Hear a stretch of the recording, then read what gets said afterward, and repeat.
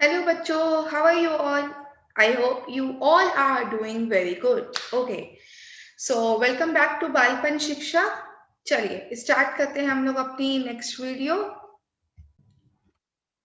तो बच्चों, हम लोगों ने अपनी पिछली क्लास में पढ़ा था कि रेशनल नंबर्स क्या होते हैं. तो क्या आप में से कोई मुझे बता सकता है रेशनल नंबर्स क्या होते हैं? बताइए.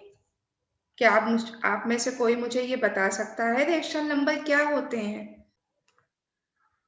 तो यस बच्चों, वह नंबर जिनको हम P अपॉन Q के फॉर्म में लिख सकते हैं उन्हें हम रेशनल नंबर कहते हैं. इसमें मैंने आपको एक प्रॉपर्टी और बताई थी कि जो Q है वो 0 के इक्वल नहीं होना चाहिए. आइए इसके आगे की कहानी को समझते हैं. अब बच्चों, मैं अगर आपसे ये बात कहूं कि यहाँ पे कोई एक नंबर है 7, इसको आप 2 से डिवाइड करिए, तो आप क्या कहेंगे? मैम यहाँ पे लिख दीजिए 3, यहाँ पे लिख दीजिए 6 और इसमें से इसको माइनस कर दीजिए 1. अब आप मुझसे कहेंगे कि मैम यहाँ पे पॉइंट लगाकर यहाँ पे 0 बढ़ा दीजिए. 2 5 सा 10. ऐसे ही तो करते हैं डिवाइड, ऐसे करते हैं ना. तो यहाँ पे क्या हुआ बच्चों? 3.5 पे आके हमारा आंसर फिनिश हो गया. यानी डेसिमल के बाद जो हमारा फर्स्ट डिजिट था उस पे हमारा आंसर आके टर्मिनेट हो गया, है ना. 5 के बाद तो आगे आप और डिवाइड नहीं कर सकते ना. तो इस तरीके के डेसिमल को बोलते हैं टर्मिनेटिंग डेसिमल. क्या बोलते हैं? Terminating decimal. जहां पे आकर डेसिमल के बाद हमारा आंसर रुक जाता है. अब इसके बाद क्या आप आगे और डिवाइड कर सकते हैं? नहीं कर सकते ना. तो इस तरीके के डेसिमल को बोलते हैं हम टर्मिनेटिंग डेसिमल. अंडरस्टूड? इतनी बात क्लियर हुई? बच्चों, मैंने एक एग्जाम्पल और लेती हूँ. यहाँ पे है 10, ठीक है. इसको हम करते हैं 3 से डिवाइड. तो आप बताइए कैसे होगा? बताइए. आप कहेंगे 3 3 जा 9. इसमें से मैम आप माइनस कर दीजिए 1. अगेन डेसिमल लगाकर 0 इंक्रीज कर दीजिए. 3 3 जा 9. फिर से क्या आएगा? 1. डेसिमल लगा है ऑलरेडी, यहाँ पे 0 हम इंक्रीज कर सकते हैं. 3 3 जा 9. फिर 1. अब ये कब तक ये चलता ही रहेगा? So on. ये कब तक आप कर सकते हैं भाई? जब तक आपके पास खाली टाइम हो आप करते रहिए, है ना. जितना भी टाइम हो करते रहिए. लेकिन ये आंसर हमारा 3333 आता ही जाएगा. ये कहीं पर भी रुकेगा नहीं. मतलब डेसिमल के बाद डिजिट रिपीट होते जाएंगे. तो इनको हम बोलते हैं नॉन टर्मिनेटिंग डेसिमल. क्या बोलते हैं? Non terminating decimal. क्या बोलते हैं? Non terminating decimal. इतनी बात समझ आई? अच्छा, अब हम रिपीटेड डिजिट को लिखते कैसे हैं? कैसे हमें पता चलेगा कि यहाँ पे ये डिजिट जो है वो रिपीट हो रहा है?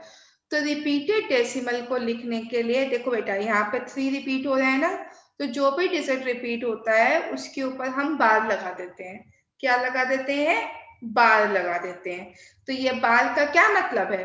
कि ये डिजिट जो है वो बार बार आ रहा है. ऐसे पढ़ लो कि ये डिजिट है ये बार बार आ रहा है. समझ आया? तो जहां पर भी हमारा बार लगा है दैट मीन्स वो डिजिट जो है वो हमारा रिपीट हो रहा है. अच्छा, इसके पहले मैंने लास्ट एग्जाम्पल में जो डिजिट लिया था वो लिया था 7 को हमें 2 से डिवाइड करना था. ठीक है. तो हम 7/2 को ऐसे भी तो लिख सकते हैं. लिख सकते हैं ना. यानी ये P अपॉन Q के फॉर्म में है कि नहीं?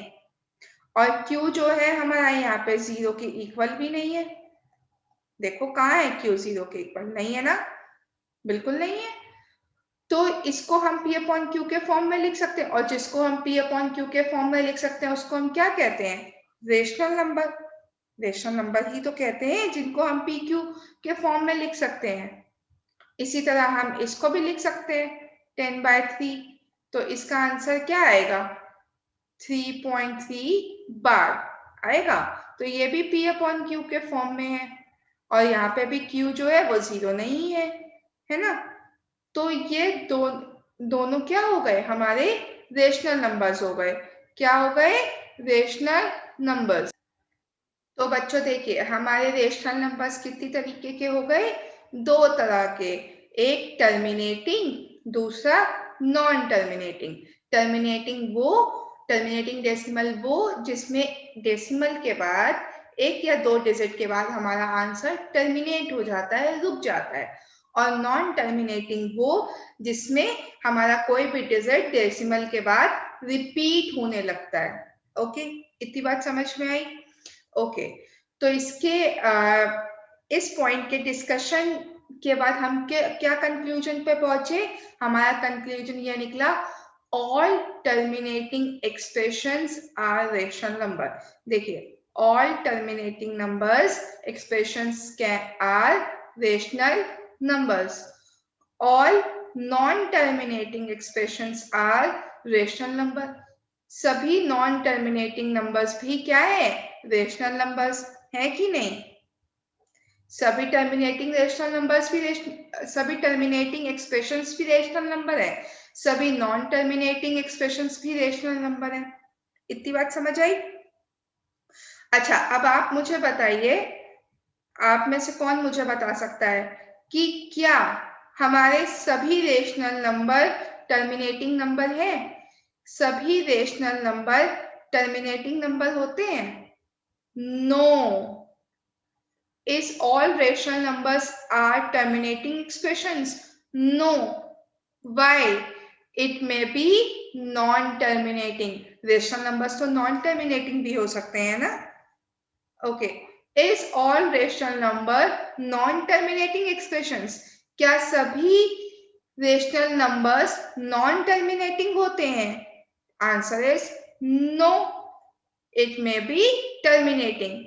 क्या कहने का मतलब है, सभी टर्मिनेटिंग नंबर रेशनल नंबर तो हो सकते हैं, बट सभी रेशनल नंबर टर्मिनेटिंग नहीं हो सकते, क्योंकि वो नॉन टर्मिनेटिंग भी हो सकते हैं। इतनी बात क्लियर हुई, इतनी कहानी बच्चों समझ आई। तो इतना आप नोट कर बच्चों।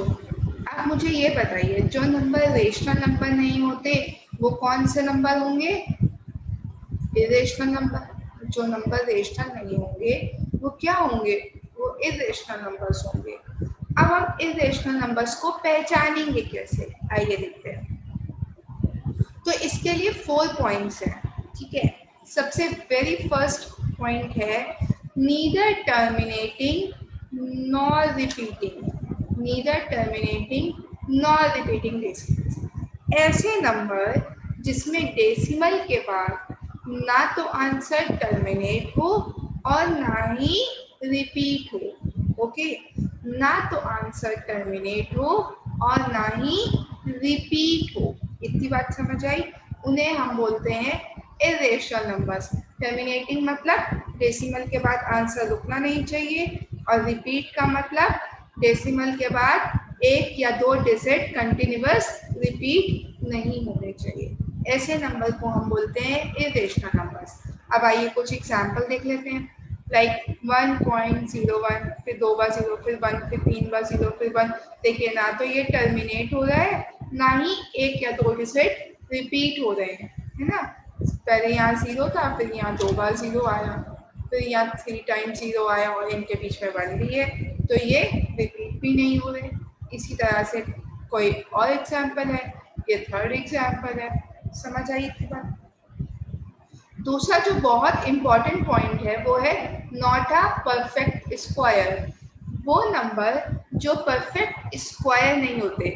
आप 8th क्लास में एक chapter square and square root पढ़ के आए हैं, स्क्वायर रूट चैप्टर पढ़ के आए हैं, है ना।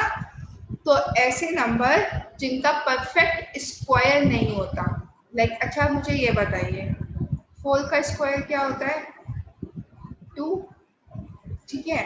16 का स्क्वायर क्या होता है, सॉरी 16 का स्क्वायर क्या होता है, 4। समझ आया। तो किसका स्क्वायर नहीं होता है, किसका स्क्वायर रूट हम फाइंड नहीं कर सकते। रूट 5 का देखिए कोई स्क्वायर रूट नहीं होता, तो ये हमारा क्या हो गया, इरेशनल नंबर।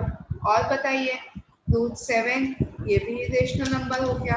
ऐसे ही बहुत सारे एग्जाम्पल्स हैं। अच्छा, परफेक्ट स्क्वायर तो नहीं होना चाहिए, परफेक्ट क्यूब भी नहीं होना चाहिए। अब आप एग्जाम्पल लिखते समय इस चीज का ध्यान रखेंगे कि ना तो परफेक्ट क्यूब हो और ना ही परफेक्ट स्क्वायर हो। वो नंबर क्या होते हैं, irrational numbers. Like cube root of 8 क्या होगा, क्यूब रूट ऑफ 8 2 होता है ना, क्यूब रूट ऑफ 8 क्या होता है 2। तो ये हमारा क्या हो गया, ये तो परफेक्ट क्यूब हो गया, पर ये परफेक्ट स्क्वायर तो नहीं है। क्या हम इसके 8 का स्क्वायर रूट फाइंड कर सकते हैं, नहीं। तो ये हमारा इरेशनल नंबर नहीं है। समझ आया, दोनों के अंडर ही आना चाहिए, ना तो परफेक्ट स्क्वायर हो ना तो परफेक्ट क्यूब हो। इतनी कहानी समझ आई। तो देखिए ये हमारे कुछ एग्जांपल्स हैं, रूट 5 और ये इसका है।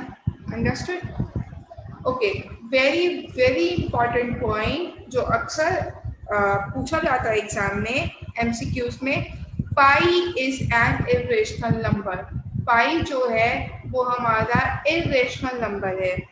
ये मैं आपको बच्चों एक्सरसाइज 1.5 जब कराऊंगी ना एनसीईआरटी की, तो मैं उसमें आपको इसका प्रूफ करके दिखाऊंगी। ओके, और पाई की पूरी कहानी हम समझेंगे सरफेस एरिया के चैप्टर में। इतनी क्लियर हुई। अभी के लिए आप इतना याद कर लीजिए, जो पाई है वो एक इरेशनल नंबर है। समझ आया। तो बच्चों हमारी आज की वीडियो यहीं पे खत्म होती है। आज की क्लास में हमने क्या सीखा, एक रेशनल नंबर्स कितने तरीके के होते हैं, 2 तरीके के, टर्मिनेटिंग और नॉन टर्मिनेटिंग। नॉन टर्मिनेटिंग को हम रिपीटिंग डेसिमल्स भी बोलते हैं, और जो नंबर रेशनल नंबर नहीं होते वो इरेशनल नंबर होते हैं।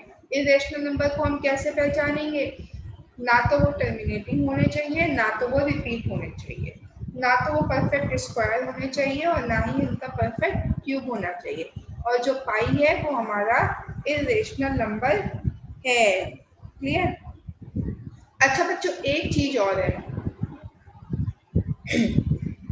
रियल नंबर्स क्या होते हैं, रियल नंबर्स क्या होते हैं।